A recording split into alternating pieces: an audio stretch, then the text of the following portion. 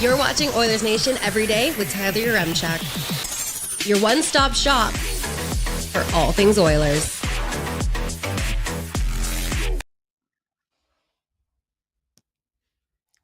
Sorry, I'm trying to figure out how you hook that hockey game from last night right into my veins. Let's get into it with the lead.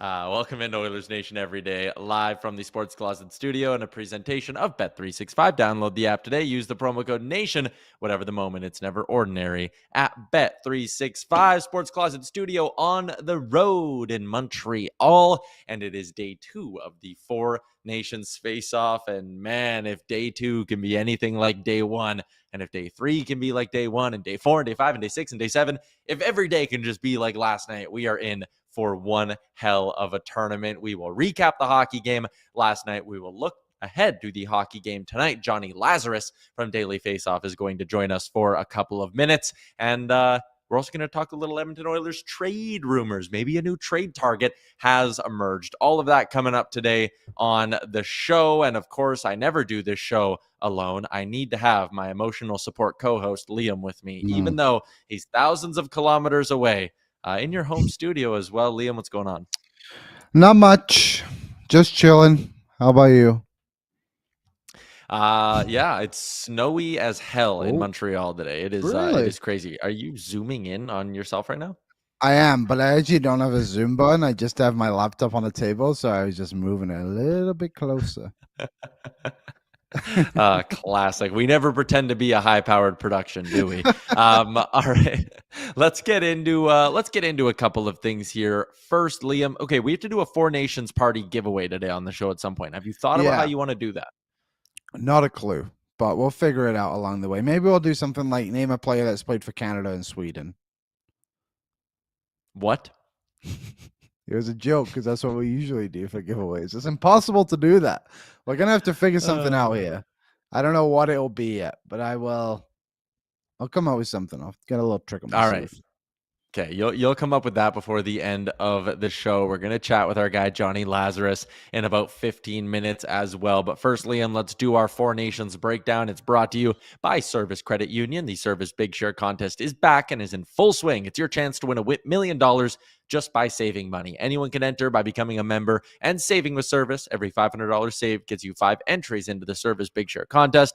Contest closes April 30th, 2025. Skill test required for rules. Visit service.ca/win, and win is what Canada did last night, Liam. There are a whole bunch of different angles to kind of get at with this hockey game, but first, what did you make? I mean, for me, being in the building last night as Mario Lemieux was announced over the speaker, and like we had known that Mario was coming out. I'm not sure how many people in the crowd knew, so it was kind of like, okay, like we know Mario's about to pop out. Like, what's this crowd going to be like?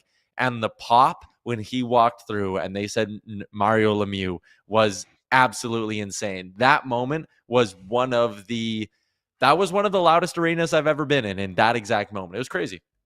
Yeah, it was pretty cool to see this at the start, and then obviously the chants at the end of the game too. I thought were pretty cool and funny how it ended up playing out. But yeah, from what I saw on the broadcast, it looked pretty electric. I mean, the entire game, I mean, you probably couldn't think of a more perfect way to kick everything off once the puck was actually dropped as well. So I think the NHL has got to be pretty happy with how things went last night, to say the least. Yeah, even that shot there of Crosby, and then the broadcast had another shot of Sidney Crosby during the anthem where the camera kind of like panned around him, and I was like, man, is that ever beautiful. So the building was absolutely rocking, and then the puck drops, and whatever, a minute, 8 seconds in, however the timing worked, Canada gets a power play. And, you know, we talked about it on our show. I wrote about it on the site. Like, what is this elite power play going to look like? Because if you're John Cooper, you sit there and you go, McDavid, McDavid, McKinnon, Crosby, Reinhart, Makar. And if you're Cooper, you're sitting there laughing. If you're Sweden's head coach, you're sitting there going, oh shit, oh shit, oh shit, oh shit, oh shit, that guy too. Like, the fact they came out, get the power play, crowds buzzing, and then they deliver in 12 seconds was amazing. And also, I talked about how I had watched Team Canada practice this power play a lot.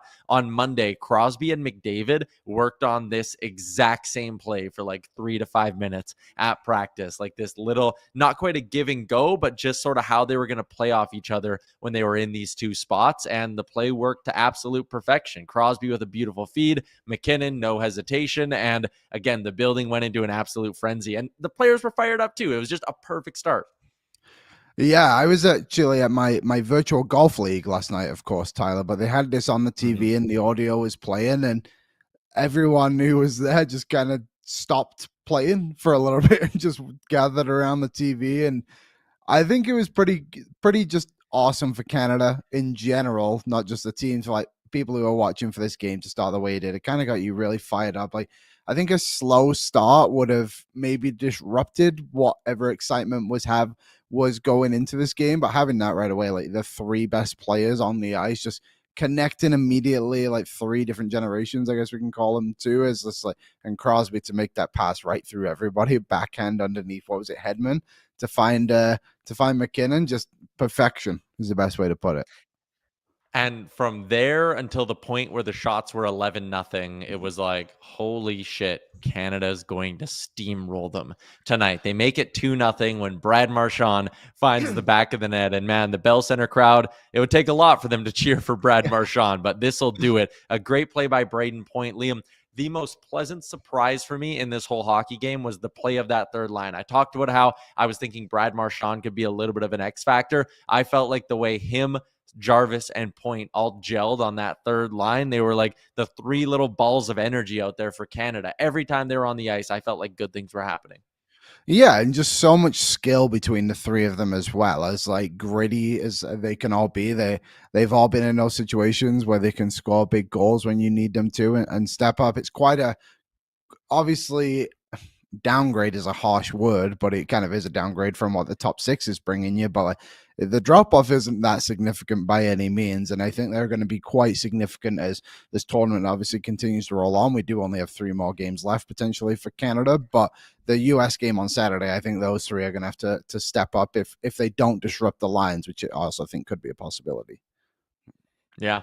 So it's 2-0 Canada. You kind of saw in the celebration there, the players were like, they had those big smiles on their face and they're fired up. And I do think there was a little bit of that Canadian team who maybe sat there after the first period and were like, oh shit, are we ever good? Like the way they came out in the second period, they looked like a totally different team. And I don't want to discredit Sweden in all of this, because I felt like Sweden played a really, really good second period. And Canada, who comes out and has 21 shot attempts in the first 20 minutes, in the final 40 minutes of regulation, they only had 27. So think about that. 21 in the first, 27 in the final 2 periods combined. So, Sweden makes a really good charge back. And when we were talking about our keys to victory and like a path to win for Sweden, it was like, hey, if they can get some quick strike offense, they're going to get back in this hockey game. And the first goal wasn't necessarily that. Brodin throws it on net from the half wall. And you could say, did it go off Drew Doughty's stick or whatever, or whoever's stick they were talking about it might have hit? Sure, I would like Jordan Binnington to stop this puck, though. And I think, again, if Canada had a truly elite goaltender, they probably win this game 3-0, because we can watch this one more time, but then we can even go to the Kempe goal. And listen, I love Adrian Kempe, and I almost don't even have as much of a problem with him getting beat on this goal, just because it's an elite goal scorer who gets the job done.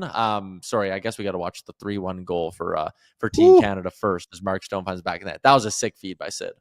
So Sidney Crosby is just, I feel like our generation of hockey is just surrounded by Sidney Crosby in Team Canada jerseys. Like, he just delivers so many fantastic moments. And would he have been the oldest player on the ice? I would think so, right? Yep. I don't think Sweden have anyone that close to him. And for him to just be the best player, he's amazing. I feel like he's almost underrated in a way, like obviously there's a lot of hype about him still, but like the fact he was able to go out there, McKinnon and McDavid both had really good games, but still be the best player on Canada, just shows how amazing of a hockey player he is. Yeah, absolutely. Sidney Crosby, couple of assists. Canada's up 3-1. I felt like that was going to be the nail in the coffin goal, but it wasn't. And to get back to my original point, if we can watch that 3-2 goal, credit to Sportsnet for the highlights as well. It's the Adrian Kempe goal. And we talked about, Sweden wanting to get some quick strike offense. Like Kempe walks in and just zings one. Again, I didn't like the Brodin goal because of the player and the angle, and I felt like Binnington just needed to be more prepared there. This one, and I had this debate with Kevin Carrius today on the big program, but it was like, okay, that's an elite shooter and an elite goal scorer who came in with space, used the defenseman, and picked his spot on Binnington. I actually didn't have as big of a problem with this one as I did the other two, as weird and as maybe whatever opposite as that sounds.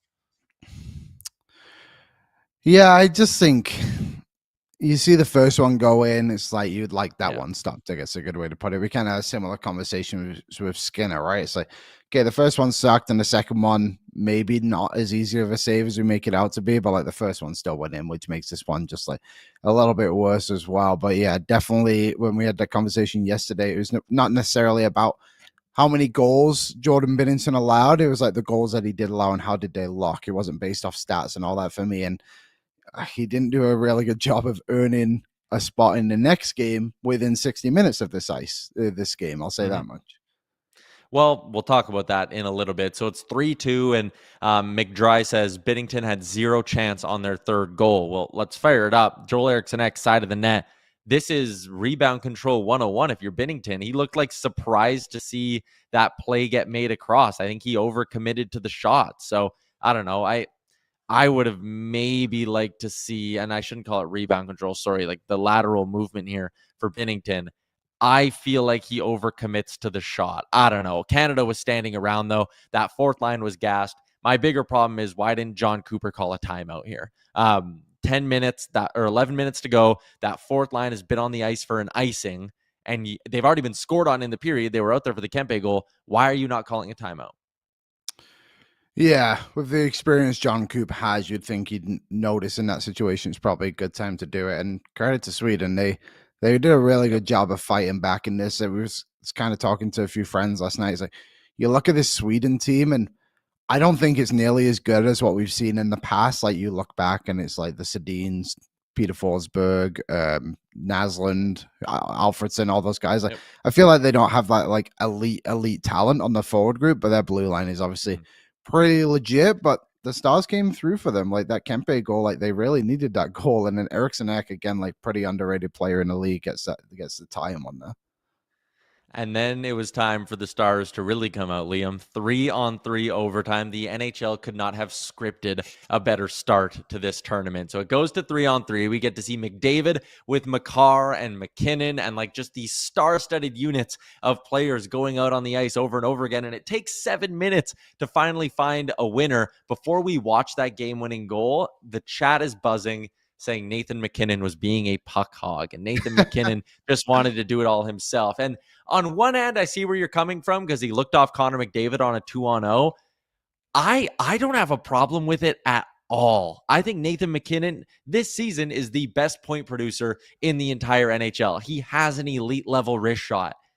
Sometimes teams get obsessed with passing the puck into the net in 3-on-3 overtime, and sometimes just ripping a shot is the right thing to do. And here's what I'll say. If you're going to criticize Nathan McKinnon for all of his shot attempts and everything he was doing, then you criticize Marner for taking that shot. The Marner shot was just as bad of a piece of shot selection, if not worse, than anything Nathan McKinnon did. So if you're going to roast Nathan McKinnon for being a puck hog, okay, first off, this is not beer league. This is not shinny on a Sunday afternoon. If you think you can score, shoot the damn puck. How often do we watch Connor McDavid play and say, man, if he wanted to be a 60-goal guy, he could be a 60-goal guy. He just has to shoot the puck. You can't score from distance if you don't take shots. Mitch Marner, if the mindset from Canada was we're going to pass the puck into the net, Mitch Marner doesn't take that shot, Canada doesn't win. I liked the shoot first mentality from Team Canada. I have, quite honestly, zero problem with Nathan McKinnon playing the way that he did. I get people are going to disagree with me. I get that you want him to play nice and feather some passes over to Connor McDavid or whatever. He's also Nathan McKinnon. He's on that same level. If he wants to try to take things into his own hands and win this hockey game, go do it, Nate. Every single time, go do it. I think I slightly disagree in some part of it because I believe he had 5 shots in overtime. And when you're just continuously making the exact same move over and over again, and I understand how lethal of a shot he could have, but like sometimes you got to mix it up a little bit. And maybe the 2-on-1 is a good way to do it. I don't know if McDavid necessarily set himself up too well for that one either. But with the Mitch Marner one, he hadn't really taken that shot early in that period either. So I think my only beef with it is, and I think you're right in the sense of like, if you have your opportunity, obviously take them. But like sometimes you got to mix it up a little bit because it becomes a bit obvious what you're going to do. But also he's a lethal player. And if he sees the opportunity, he's got to kind of take it in that moment as well. Yeah, again, I knew this was going to be an unpopular opinion. But again, Nathan MacKinnon, someone said MacKinnon had his head down. Yeah, man, because he's a bull in a china shop. That's who Nathan MacKinnon is. Like, I have no problem with, and again, someone said Marner had his corner and picked it. MacKinnon had his corner. He just didn't pick them. So again, you can criticize him not finishing off those chances. And you can say, hey, if you're going to take those shots, you got to find a way to score. But I want my best players going out there and trying to win the game. Like, I don't have a problem at all with it from him. Again, if Mitch Marner rings that off the post, Sweden goes back the other way and scores. Everyone who's sitting here saying Marner had no pass option, Marner had this, Marner had that, it was a different look. I disagree. If this goes off the post back the other way and Sweden scores, you all would be sitting here ripping Mitch Marner saying, why would you take that shot? Like, again, MacKinnon had maybe not from the slot. Maybe MacKinnon was more coming down the wing, but MacKinnon had shots like that where, again, he just didn't hit his corner. So you can criticize him for that, I guess, sure. But the idea of a guy being a puck hog when, I mean, I wrote in my article when I spoke to Nathan MacKinnon, they talked about how we don't want to be overpassing the puck. We need to just keep playing like ourselves. That's who Nathan MacKinnon is. You can be upset that he didn't give the puck to Connor McDavid, and that's your boy. You're an Oilers fan. You wanted to see McDavid get it on the 2-on-1, but no, I have zero. I don't have a problem with it. Maybe it's because they won. Maybe I have a different tune if they lose. But I would also say if MacKinnon scores on one of those chances, everybody who's talking shit about him also has a different tune. They're also sitting there saying, boy, what a player Nathan MacKinnon is, just taking over the game and saying, hop on, Canada. You're coming on my back and we're finishing this thing off. So again, I don't know. I just see it a little bit differently. It's fine. But he didn't. And I think that's the problem with it. He didn't score. And Mitch Marner did score, and it's obviously just going to be the argument to flip it either way. But, I mean, you're right. Like, sometimes you just want these stars to take over the game. There was probably a couple of moments in overtime I would have liked to have seen McDavid skate a little bit harder and kind of get his way through it as well. But I think those two are just very different mentality of player as well. Like, McDavid had 1 shot on target yesterday. Yeah, and again, like, Connor McDavid's biggest flaw, and it's been his biggest flaw for the last little bit, he's not selfish enough. He wants to be too cute sometimes. Nathan MacKinnon, if there's anything you can criticize him of, it's definitely not trying to be too cute. That guy just wants to score, and he will just put his head down and drive to the net in order to try score. So I didn't have a problem with it. Shout out to Mitch Marner. Again, really, really good finish from him. I thought him and Jordan Binnington, if that overtime doesn't go the way that it does, with Binnington making a couple of big stops and then Marner finishing it off, Marner's moved off that McDavid line, and Binnington, there's no chance in hell he's starting against Team USA. But Liam, that's going to bring me to my Sherwood Ford Giant question for the day, brought to you by the Nation Valet Service, which I'm telling you, you have a couple more weeks if you want to get in on the draw to win your way into the Nation vacation. Your odds will be good. Go book online, sherwoodford.ca, say you want the Oilers Nation Valet in the pickup comments, and you'll be entered into a draw to come with us out to Vegas. The Nation Valet is free, and it's routine maintenance on your vehicle. They will come, drive to you, pick up your whip, drive it to the dealership, do the oil change, do whatever needs to be done, and drive it on right back to you. Never leave your house, never visit the dealership again, and for the rest of this month, you can win your way into the Nation vacation when you use Nation Valet. Liam, you're John Cooper. Put on your John Cooper hat or whatever you need to do. Who are you starting Saturday?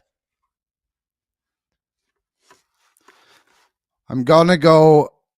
Who am I starting? I'm going to go with Aiden Hill on Saturday is who I'm going to start. I don't think the overtime should warrant a Jordan Binnington extra game. I don't think he played well enough. I think, quite frankly, he's probably he is a big reason why the game went to overtime at the end of the day.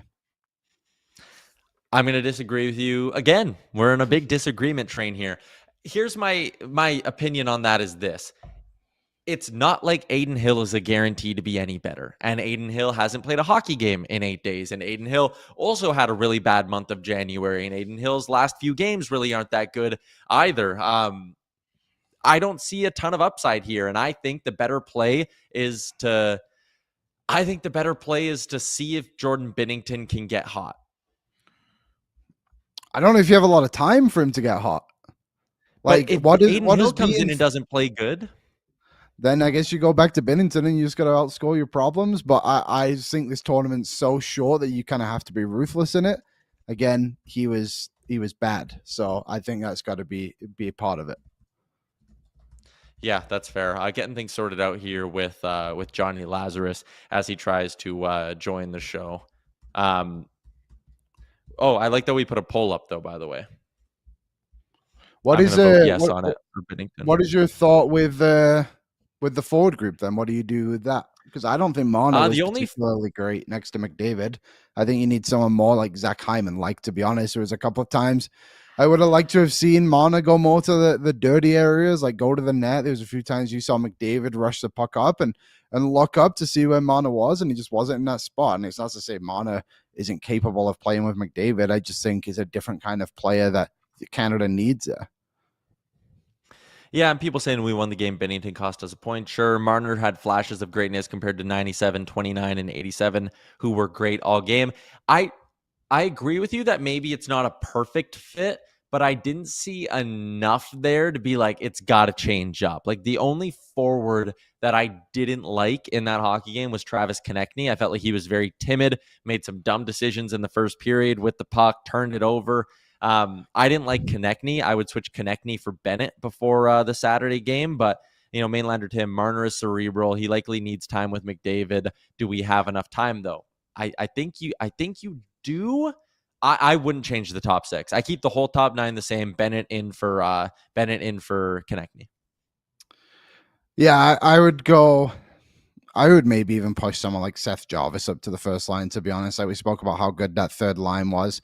Either him or Brad Marchand would work well. And I think that would also maybe get Sam Reinhart going a little bit more too. It's surprising. I'm pretty sure he did not play a shift in overtime, which was kind of weird to me considering Cirelli and Brandon Hagel got a shift out there. So I would have liked to have seen Reinhart more involved. But hey, maybe we'll see some changes. Yeah, fair. Let's get out to the Star Mechanical guest line, Liam. There's more hockey tonight out at the Four Nations. Shout out to Star Mechanical, Edmonton's #1 plumbing and heating company. They've been one of Edmonton's largest locally owned businesses for the last 20 years. And whether it's residential, commercial, or 24/7 emergency service, you can trust on them to come through for you with whatever your plumbing and heating needs are. As we welcome in our teammate from Daily Faceoff, you can find him Monday through Thursday, Morning Cuppa Hockey, Jonny Lazarus in Montreal as well. Excited to see you later on tonight, Johnny, for Finland and USA. But first off, just your general impression of everything that's going on in the first day and a bit here around the Four Nations. Why is Nathan MacKinnon catching so much heat? Are you guys on board with that? Or I'm telling you. I'm not on board with him catching heat. I just think when you do the same thing 4 or 5 times over, maybe change it the 5th time. Did you see the clip I posted like 30 minutes ago, 45 minutes ago from the angle I had on the 2-on-1 with McDavid? McDavid didn't play that very well. That is very true. No, I had my phone at a perfect angle of the 2-on-1. Ekholm did a great job taking away the passing lane. Like, if I'm McKinnon, I'm shooting that 10 times out of 10.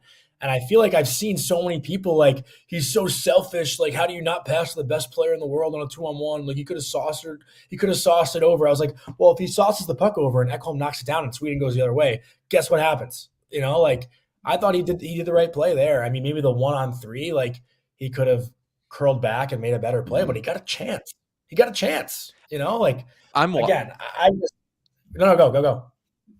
I'm watching this and like, I'm almost irritated with how Connor McDavid played this. Like, he stops skating basically in between the red line and the blue line and then floats to the face-off circle instead of floating in towards the slot. Like, he needs to take 2 more hard strides and keep a line to that back post if he wants the pass. And he's not even a one-time threat. Like, he's not one-timing that puck if he gets it. So I think and I don't even think it's like Oilers fans. I think it's Canadians in general that are just calling Nate selfish. And I was like, Nate's still one of the best players in the world. Probably the second best player in the world, if we're being honest. Like, look at Ekholm. Look at the position he has. He's taking away the pass. And Gustafsson challenges the shot. Nate can't force that right there.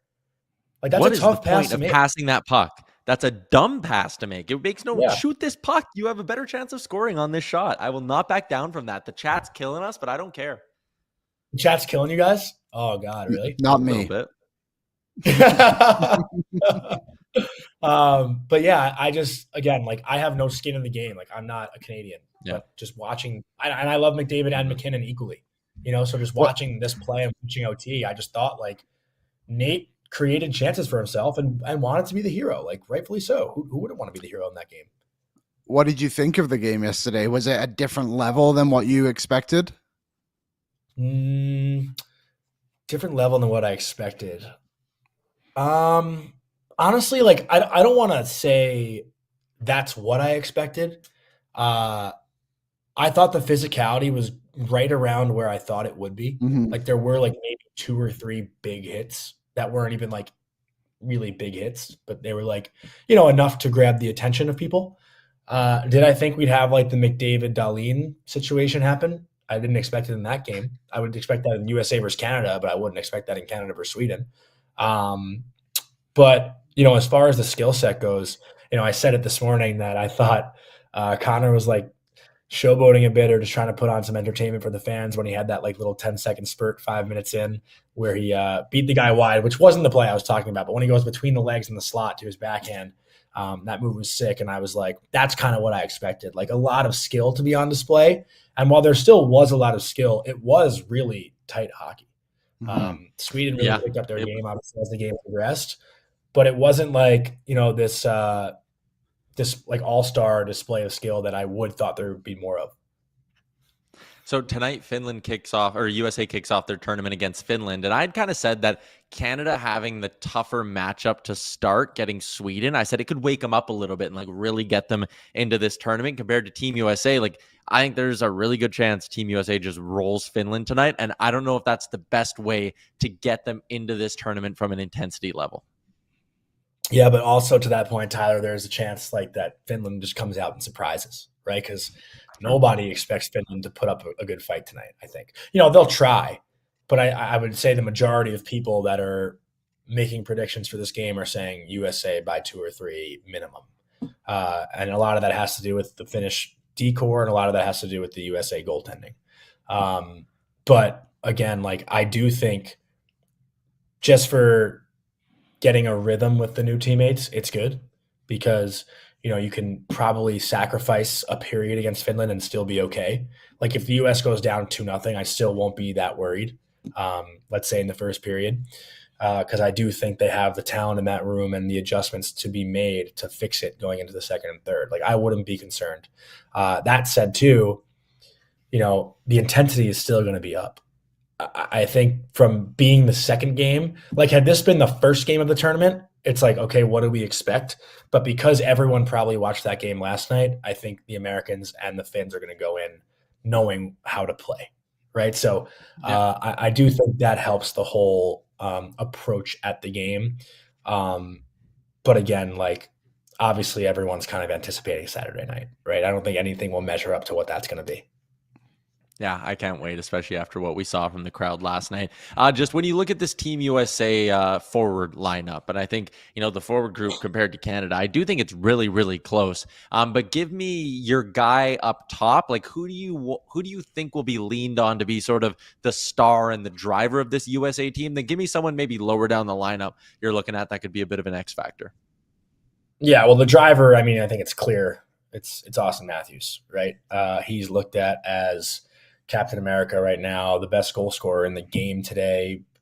I don't know. I mean, maybe Ovechkin still has that title, which he probably does because he's the best goal scorer of all time. But, Matthews is the guy, I feel like, right? Like, if you're picking one or the other right now, is it crazy to say Matthews? Like, maybe people are going to come at me for that because Ovi's still scoring at a rapid rate, but it feels like Matthews has become that guy.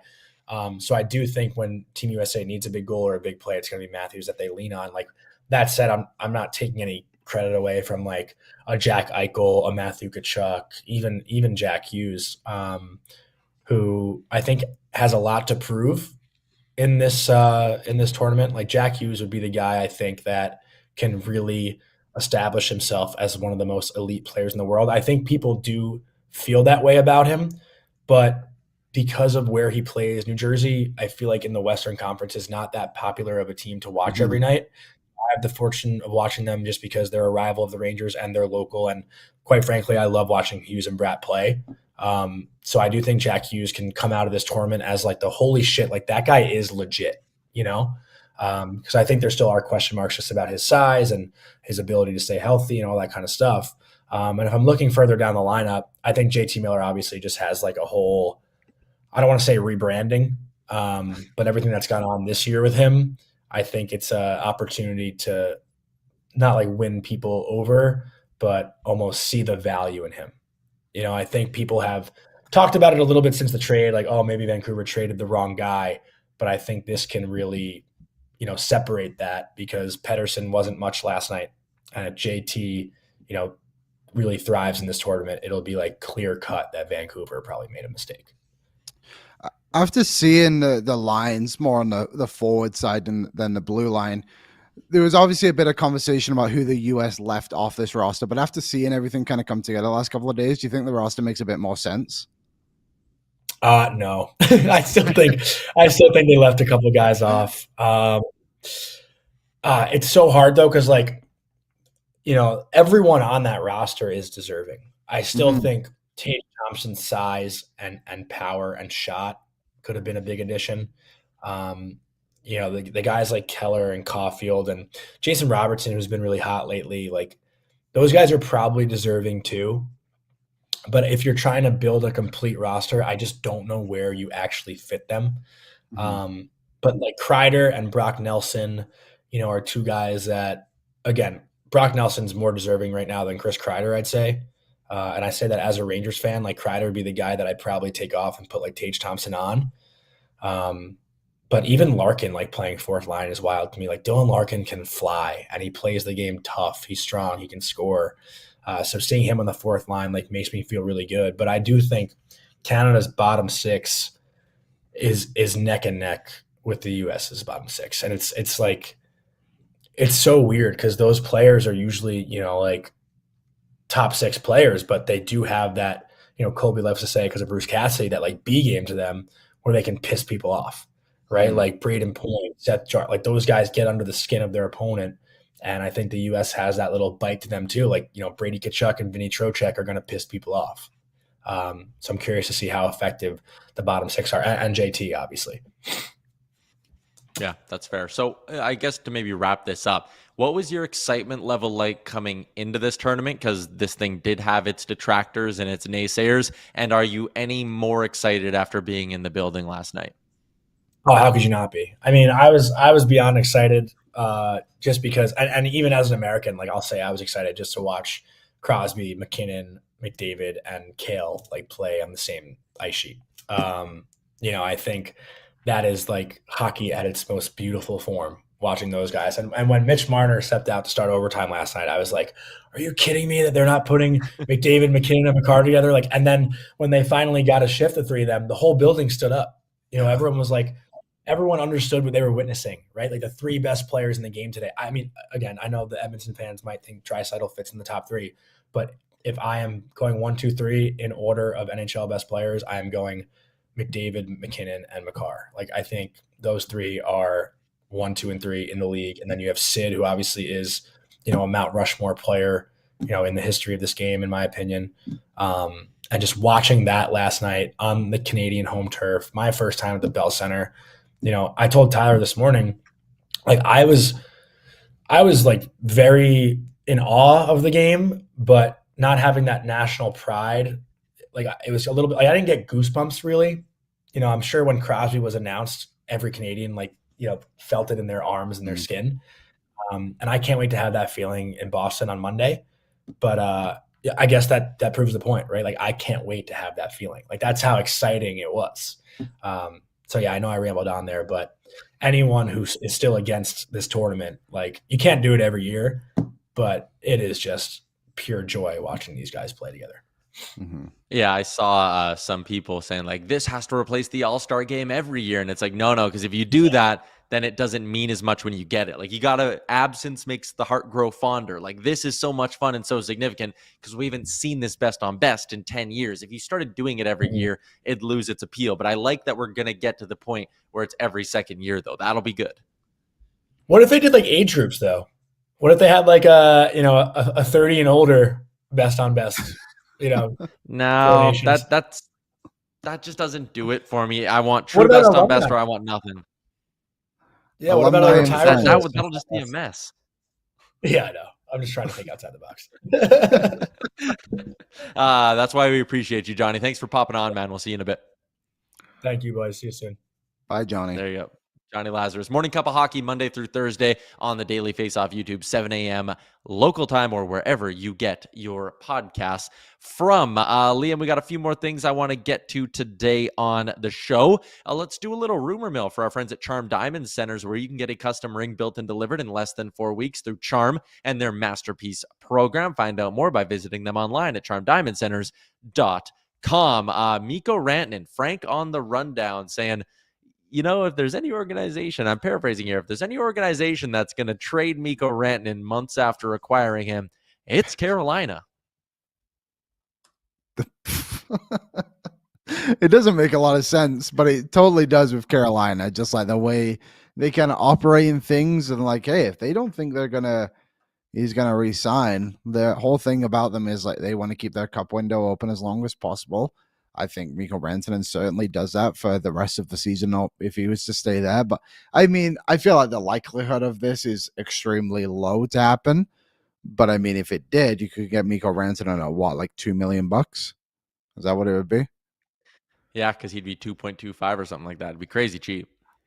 Like, I would spend everything if the Oilers wanted to. I really don't know what the price would even be, because you would have to imagine they would want equivalent assets back in some way or another. Like, it seems really unlikely, but hey, it's a dream. We'll get him in the summer anyway.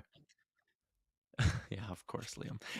I don't think if I had to bet on it, I still think he's going to stay in Carolina long term. The Spit and Chicklets guys were suggesting Brayden Schenn as a potential fit in Edmonton. And Liam, I'll be honest with you, I don't know if I necessarily see it unless you're getting on board with basically using both Henrique and Nuge as wingers. But I love the player.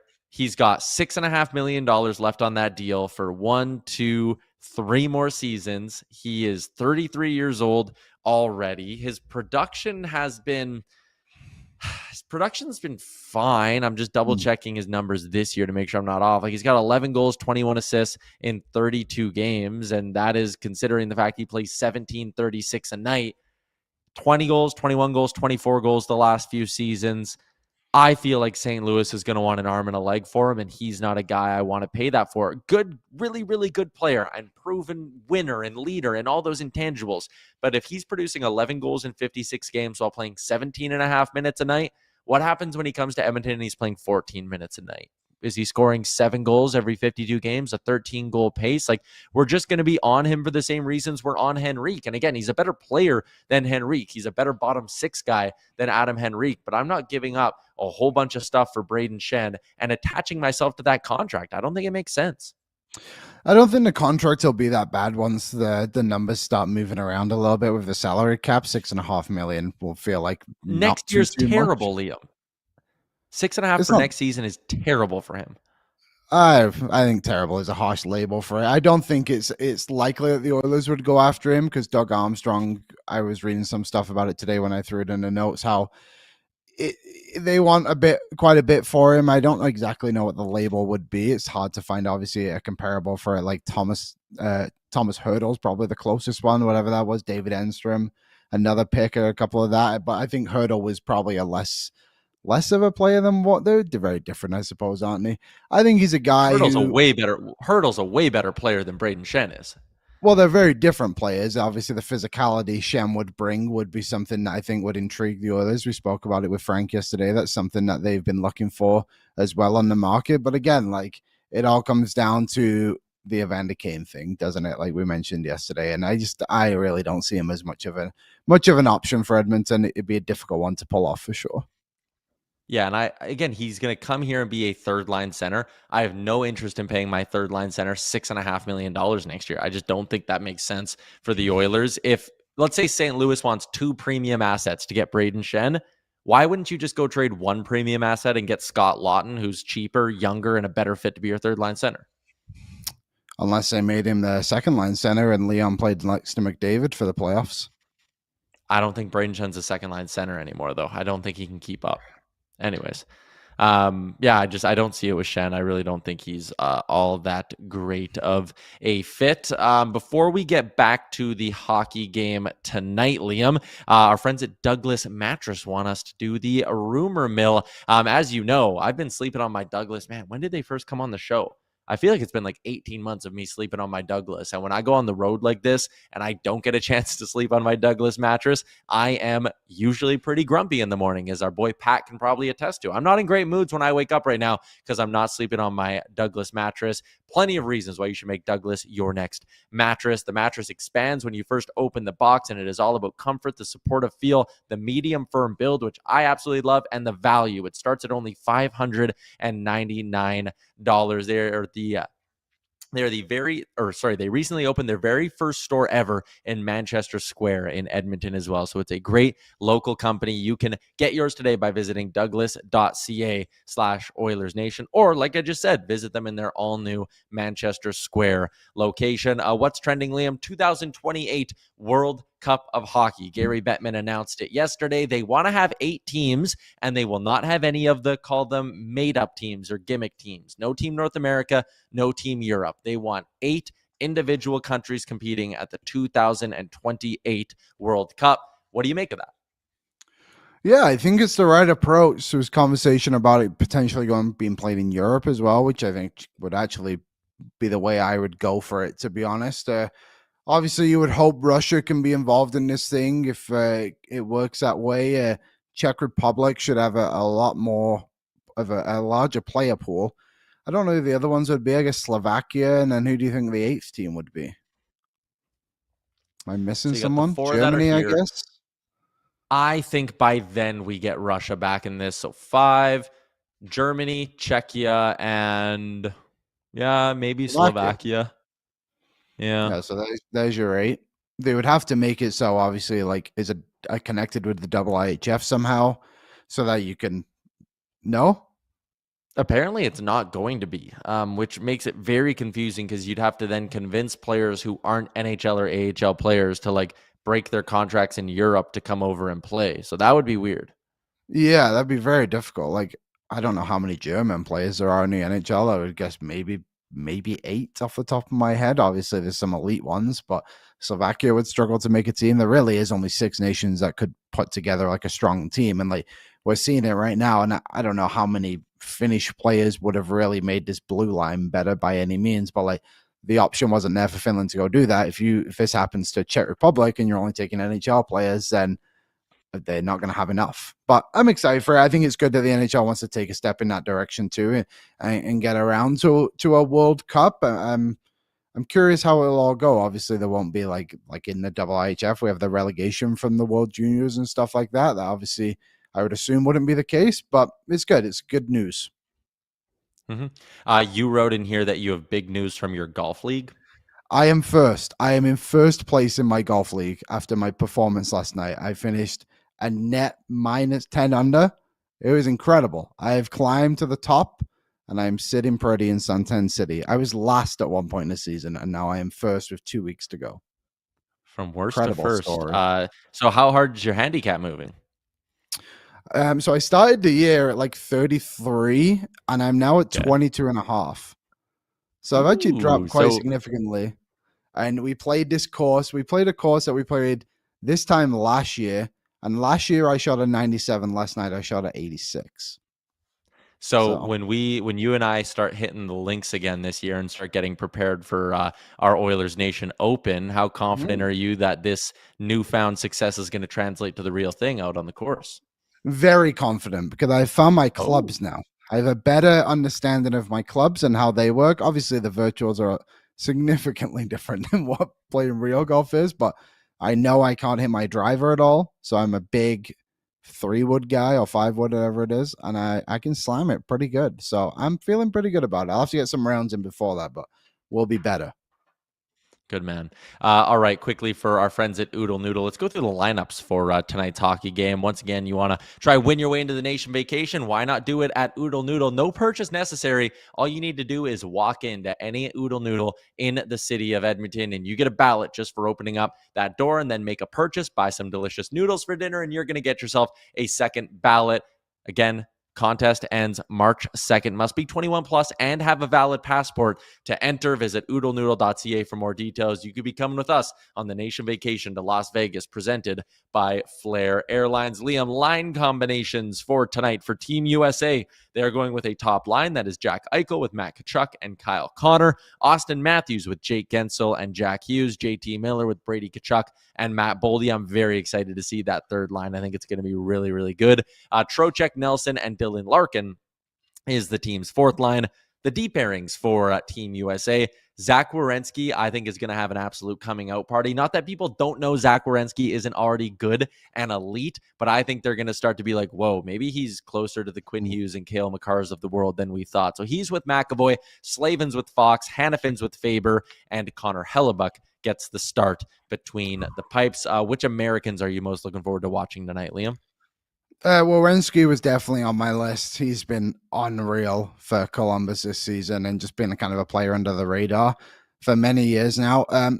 I love Dylan Larkin. I can't believe he's on the fourth line of this team, to be honest, but it just kind of shows the players they have. And I don't like to say this, but I'm quite excited to see Matthew Tkachuk in a Team USA uniform. I feel like I just love those players that come with a ton of passion, and obviously both the Tkachuks have that. Yeah. For Finland, Alexander Barkov centers the top line with Mikko Rantanen and Arturi Lehkonen, Sebastian Aho with Rupe Hintz and Patrick Laine, Lundell with his Florida teammate Luosterainen, Mikael Granlund on the right side, Eric Haula with Joel Armia and Teuvo Teravainen. I think the mistake here for Finland is not having Hintz as the third line center and building a stronger spine, or if you're going to do what you're doing, you need to have Granlund as your 4C. I don't like having Eric Haula in this lineup. I don't think he'll be able to play at this level, and I think Finland needed a more balanced approach to their roster. The D pairings, this is part of the reason why I believe that. Their D pairings are not good. Mikkola with Lindell, Vakanainen with Matapalo, Mata with Yoki Haru. UC Saros gets the start tonight for the Finns. That brings us, Liam, over to our betting segment. Bet365, download the app today. Use the promo code NATION. Whatever the moment, it's never ordinary at Bet365. The odds for tonight's hockey game, obviously, it's predictable. The U.S. Open as big favorites in this one. Minus 380 on the money line, minus 140 on the puck line. Liam, my favorite play for tonight. I do think Matthew Tkachuk is going to find the back of the net. I am playing that with the puck line and getting it right around plus 400. Who do you like to score tonight? Who do you think is going to win? I mean, I think the US will win. I do think it'll be a bit of a tighter game than we saw last night. I know last night was a tight game, but sorry, low scoring game. I had Matthew Tkachuk on my board as well as a goal scorer. I mean, plus 275. Yeah. Come on. How is that? How can you not want to hit that one? But I mean, Austin Matthews and Kyle Connor have really good odds too. So I think Matthew Tkachuk would be my number one, and then maybe even Jake Gensel at plus 240. Yeah. There's a bunch of really intriguing options for Team USA. Liam, as we go to wrap up the show here, we got a giveaway to do this Saturday. Again, if you as a hockey fan did not watch that game last night and get very, very excited, I don't know what's wrong with you. Check your pulse, because the hockey on Saturday is going to be better. And just trying to think about that is kind of blowing my mind. So we're having a watch party out at Greta. Liam, the whole crew is going to be there on Saturday night for Canada versus USA. And why would you not want to get your crew together and go to the number one party spot in Edmonton? Our friends at Greta, the arcade, the bar, the street food, is presented by Fountain Tire. Tickets are $10, but remember, that's a donation to the Ben Stelter Foundation, so it goes to a good cause. Secure your table today by visiting nationgear.ca. 6 o'clock puck drop, Saturday night, leading into what should be a banger of an evening over at Greta. I'm jealous I'm not going to be there. I'm very happy that I'm in the building and in the Bell Center, but this is going to be a good time. Get in before it sells out. Liam, how do you want to give away a set of tickets? So I was trying to think back of what would be a good option. So how about this? Back at the World Cup of Hockey, obviously there was a Team North America. So my question is, how many current or former Oilers played on that Team North America team? And you have the answer. I do have the answer. So then we Okay, just so need remember, a wheel. if you're going to answer, we'll do the first 5 people to answer get thrown into the prize wheel. Mhm. Liam, you got to watch for what the correct answer is. So I know, Oh, obviously, yeah. McDavid Jeez. in the mix, guaranteed. Mhm. I don't think anyone on the goaltending side would have been. Bush was too young, wasn't drafted. 2016 Team North America. Okay, we're getting some of the right answers here. Rusty, you can't win. You live in Utah. You can't come to Greta on Saturday. Mainlander Tim, you can't win. You live in Newfoundland. You can't Where come on where in Saturday. Newfoundland? Where in Newfoundland? Dildo, Newfoundland. Shout out Dildo. The Nuge answers was are there, so flying in. that's 2. Oh, I know who the third one is, and I'm trying to think Yeah. if there's even more than that. I can't believe only one person outside of. I can't believe there's so few answers, to be honest. Daniel, Rico Brown, Mark. Oh, he's from St. John's. Sorry, Mainlander Tim. Rusty, yeah, but did I win? You did. Okay, so Liam, did you get a few of the names there? There's I'm just writing them down here now. Unless Aaron has Are the you? wheel, I can do the wheel. Yeah, no, I think we'll 2 probably seconds. need you to do it. Okay, I can't believe people forgot Griffin Reinhardt existed. Griffin Reinhardt was Griffin on that Reinhardt? team, and he deserves your respect. No, he It was wasn't. Reinhardt, right? Oh, who No, was it? Ryan Murray, of course. Oh, yes. Obviously. Come on. Okay, let me For get some these. reason, I thought No, 2016 the World. big Griff didn't make it. Oh, damn. What am I thinking of with Reinhardt then? Where's Team North America here? I'm interested to know some of the other names. Oh, Mikko Koskinen played for Team Finland. Shout out Mikko. Okay, Team North America, Gibson, Hellebuck, Murray, Ekblad, Gostisbehere, Jones. Yeah, Ryan Murray, Parayko, Morgan Riley, Jacob Trouba, Couturier, Drouin, Eichel, Gaudreau, Larkin, McKinnon, Matthews, McDavid, JT Miller's that young? Holy shit. Ryan Nugent-Hopkins, Brandon Saad, Mark Scheifele, and Vinny Trocheck was the final one. Monahan was selected but could not play. Okay, you ready to do the swing? Okay, here we go. Spinning. Dun, dun, dun. Could be Prize anybody. wheel time. It is Snow. Garth Snow. Garth Snow. I would assume Email it's him. Liam at Oilersnation.com. Liam will hook you up with Oh. our marketing team and get you your table at Greta, right, Liam? Sorry, email Kennedy at thenationnetwork.com. She asked directly that to Okay. be emailed to her, but either one. Okay.